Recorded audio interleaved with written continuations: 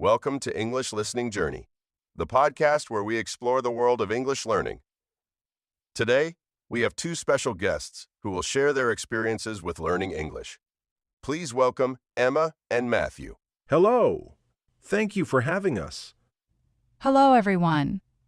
It's great to have you both here. Let's start with a quick introduction. Emma, can you tell us a little about yourself? Sure. My name is Emma, and I'm from Spain. I started learning English in school, but I really started improving when I moved to an English-speaking country for work. At first, it was very difficult, but now I feel much more confident. That's amazing. And Matthew, how about you? Hi, everyone. My name is Matthew, and I'm from Brazil. I started learning English because I love traveling and meeting new people.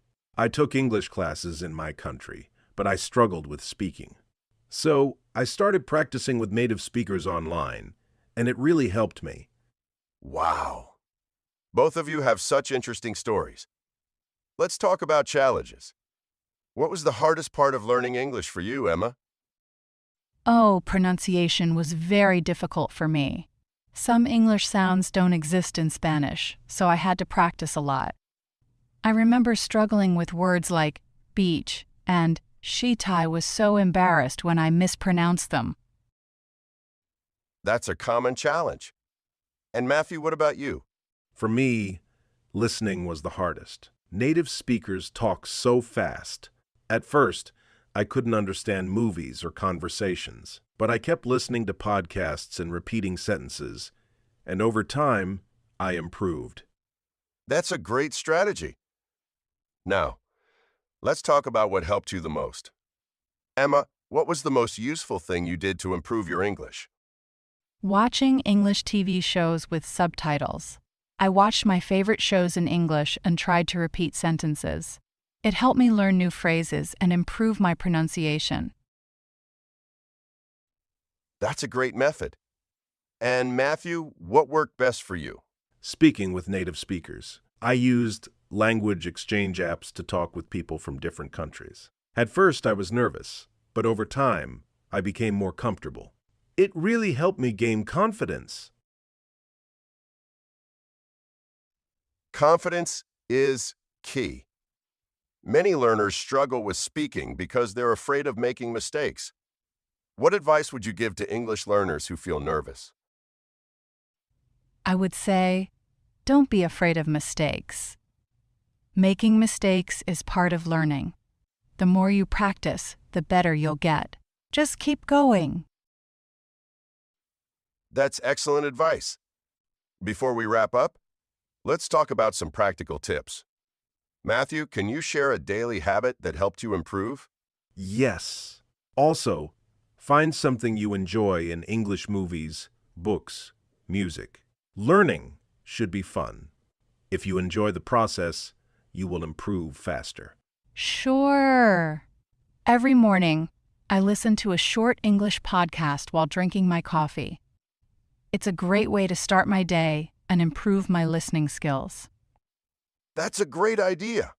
Matthew, do you have a daily habit to recommend? Yes. I write a short journal entry in English every night.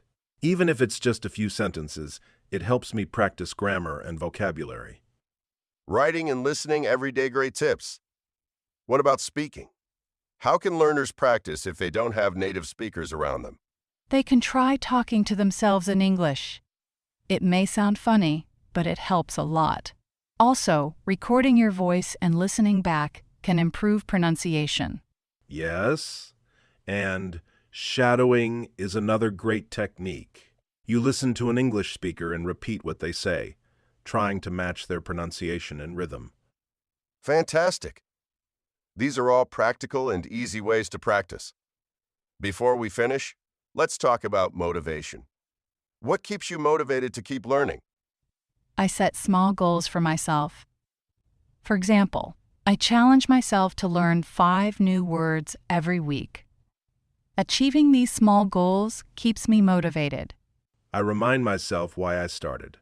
I want to travel and meet new people, so I imagine having conversations in English while traveling. That keeps me excited to learn. Wonderful advice. Staying motivated is so important in language learning. Let's talk about some additional learning methods. Emma, have you tried reading books in English? Yes! I started with children's books because they have simple language. Then, I moved on to novels. Reading helps me understand sentence structures and new vocabulary in context. That's a great approach. Matthew, what about using technology? Have you used any apps to improve your English? Absolutely. I use language apps like Duolingo and Anki for vocabulary. Also, I follow English learning YouTube channels to listen to different accents and phrases. That's fantastic. Technology is such a useful tool for language learners. Let's talk about cultural aspects. Emma, do you think learning about English-speaking cultures helps with language learning? Definitely. Understanding cultural references, jokes, and common expressions makes conversations easier. I enjoy watching travel vlogs and learning about daily life in different English-speaking countries. Great point. And Matthew, how do you handle situations where you don't understand a native speaker? I stay calm and ask them to repeat or speak more slowly. Sometimes, I repeat what they said to confirm I understood. Most people are very patient and happy to help. That's a great strategy. Communication is about understanding, not perfection. Now, let's wrap up with some final words of encouragement. Emma? Keep practicing every day, even if it's just for a few minutes. Small steps lead to big progress. And believe in yourself. You can do it. Thank you, Emma and Matthew, for sharing your experiences. Your stories will inspire many English learners. And to our listeners, remember learning a language is a journey. So enjoy every step. Don't forget to subscribe to English Listening Journey for more episodes. See you next time.